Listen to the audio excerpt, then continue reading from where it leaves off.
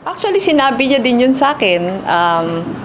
Yung pinakauna, yung pagbisita ko sa kanya sa Malacanang, sinabi niya sa akin na he would prefer na umuupo ako sa cabinet meetings, tapos umuupo ako sa mga security briefings, at yung mga bagay na nalalaman niya mas mabuti, alam ko din, para handa lang parate.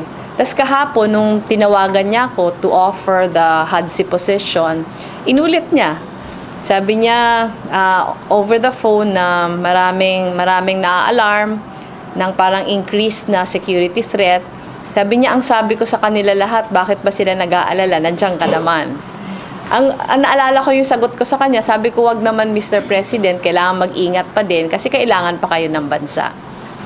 Palagi ko yun naman yung pakiramdam natin lahat.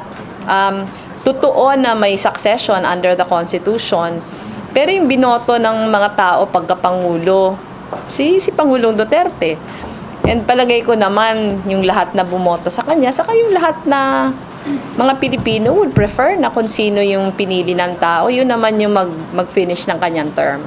Kaya kung ako, totoong maraming mga threats, pero mas mabuti na nag-iingat pa din.